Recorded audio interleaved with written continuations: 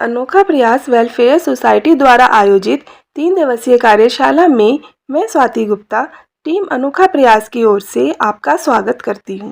प्यारे बच्चों, इस कार्यशाला में तीनों दिन बताए गए टॉपिक को ध्यानपूर्वक समझें, क्योंकि कार्यशाला के अंतिम दिन तीनों दिन के टॉपिक से संबंधित टेस्ट लिया जाएगा और टेस्ट में 75% से अधिक अंक प्राप्त करने वाले विद्यार्थियों को सोसाइटी की तरफ से ऑनलाइन सर्टिफिकेट दिया जाएगा।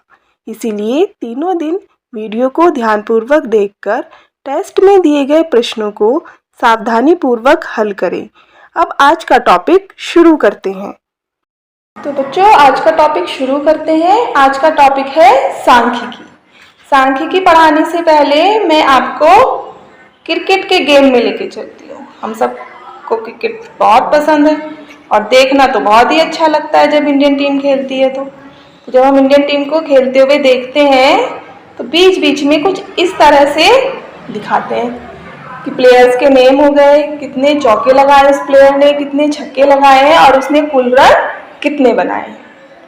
तो मैंने 3 प्लेयर्स ही लिए हैं, रोहित शर्मा, शुभमन गिल और विराट कोहली।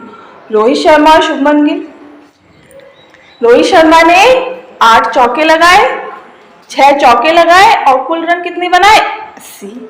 शुभमन गिल ने 4 चौके लगाए, 2 छक्के लगाए और कुल रन कितने बनाए? 37। विराट कोहली ने 7 चौके लगाए, 5 छक्के और कुल रन 65। तो इस तरह से हमें पूरा इस टेबल से पता लग गया कि किस प्लेयर ने कितने चौके, कितने छक्के लगाए हैं और उसने कुल रन कितने बनाए हैं। तो ये जो हमें सूचनाएं मिली हैं, इनमें संख्या मिली, इन संख्या को हमने एकत्रित कर लिया तो इनसे हमें क्या मिल गए? आंकड़े। देखो बच्चों, संख्याओं के वे संग्रह जो कुछ सूचनाएं देने के लिए एकत्रित किए जाते हैं, जैसे हमने ये संख्याएं ली, इनको एक जगह किया और इनसे सूचनाएं ली, इन्हें हम कहते हैं आंकड़े। तो ये पूरी जो आपकी सारणी है, ये क्या है? आंकड़े हैं। तो संख्याओं को हमने एकत्रित किया, उनसे सूचनाएं ली और इनको हमने कह दिया आंकड़े। सभी आंकड़े हमें किसी न किसी प्रकार की सूचना अवश्य देते हैं। जितने प्रकार के भी आंकड़े होते हैं बच्चों, वो हमें कुछ ना कुछ सूचनाएं अवश्य देते हैं। आप किसी भी आंकड़े को उठाकर देख लो, आंकड़े बनाए ही जाते हैं सूचनाओं को देने के लिए कि हमें कम समय में ज्यादा चीजें उस पर्टिकुलर चीज की पता चल जाए। जैसे हमारे मैच में हुआ, अगर हम पूरा मैच देखें, हमारा मैच मिस हो गया तो हम लास्ट में अगर ये देखेंगे तो हमें पता लग जाएगा ना पूरी मैच का कि क्या क्या हुआ है। तो ये हमें आंकड़े प्राप्त हो जाए। अब बच्चों, मैं आपको रोहित शर्मा के रनों का आंकड़ा बताती हूँ। देखो, रोहित शर्मा द्वारा बनाए गए रनों का आंकड़ा। अब जब भी कोई प्लेयर खेलता है तो क्या वो केवल चौके और छक्के लगाता है? नहीं, वो बीच बीच में 1 रन और 2 रन भी लेता है। देखो, ये उसका पूरे गेम का आंकड़ा है। 1 रन, 1 रन, 4 रन, 6 रन, फिर 4 रन, फिर 2 रन, फिर 4 रन, इस तरह से करके उसने पूरे अपने 80 रन बनाए हैं। तो ये हमें एक उसके रनों का आंकड़ा मिल गया। निम्नलिखित आंकड़ों से टेली चिन्ह लगाकर संख्याओं की बारंबारता सारणी बनाई। तो ये आंकड़े तो हमारे वे ही हो गए जो हमें रन से मिले हैं। अब हमें क्या करना है? टेली चिन्ह लगाकर संख्याओं की बारंबारता सारणी बनानी है। अब हमारे लिए बच्चों 2 नए शब्द आए हैं, एक तो टेली चिन्ह और एक बारंबारता, जिनका हमें नहीं पता। आंकड़े हमें पता लग गए, सारणी हमें पता है, लेकिन हमें टेली चिन्ह और बारंबारता नहीं पता है। तो पहले मैं आपको बारंबारता बताती हूँ। बारंबारता क्या होती है बच्चों? किसी भी संख्या की जितनी बार पुनरावृत्ति होती है उसे हम कहते हैं बारंबारता। बारंबारता बार बार कि कोई संख्या कितनी बार आ रही है वो होती है उसकी बारंबारता। इसके लिए हमें टेली चिन्ह का प्रयोग करते हैं। टेली चिन्ह क्या होते हैं? देखो, जैसे ये 1, यहाँ पे मैंने 4 का हमने एग्जाम्पल लिया है कि 4 है।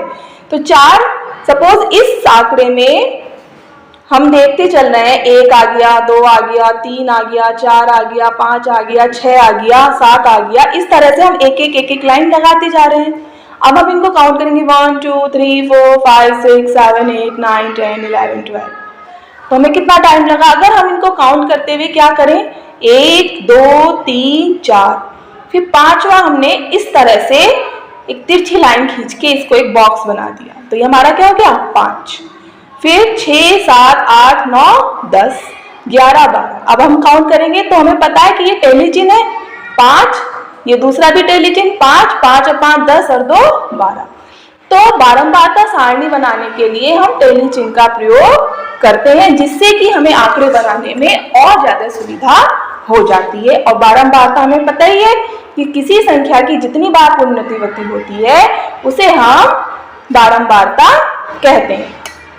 तो बच्चों, अब हम बारंबारता सारणी बनाते हैं। बारंबारता सारणी बनाने के लिए सबसे पहले हम लेते हैं क्रम संख्या 1 2 3 4, जितने भी नंबर्स होते हैं अलग अलग टाइप के, उनके हम यहाँ पे नंबर्स दे देते हैं। अब हमने देखा यहाँ पे 4 प्रकार के नंबर हैं, हमने यहाँ पर 4 नंबर कर दिया। पहले हमने लिया 1 कितनी बार आ रहा है, हम यहाँ पे इसके टैली चिन्ह लगाते चले जाएंगे। 1 2 3 4 5 6। तो हमने 1 2 3 4 5 6। बारंबारता 1 कितनी बार रिपीट हो रहा है? बार बार 6 बार, तो इसकी बारंबारता 6 हो गई। 2 1 2 3 4 5 6 7। तो हमने यहाँ पर टैली चिन्ह लगा दिए, 7 बार हो रहा है। अब हमने जब इसको देखा 5 और 2 7, 7 इसकी बारंबारता हो गई। 4 1 2 3 4 5 6 7 8। 5 का हमने बंडल बनाया 3, 5 और 3 8। इसी तरह से 6 1 2 3 4 5 6, 5 और 1 6। तो इस तरह टैली चिन्ह का प्रयोग करके हम अपने आंकड़े बनाने को और सुविधाजनक कर सकते हैं और किसी भी आंकड़े में संख्याओं की बारंबारता ज्ञात करके बारंबारता सारणी बना सकते हैं। आशा करती हूँ बच्चों आज का वीडियो आपकी समझ में आया होगा। धन्यवाद।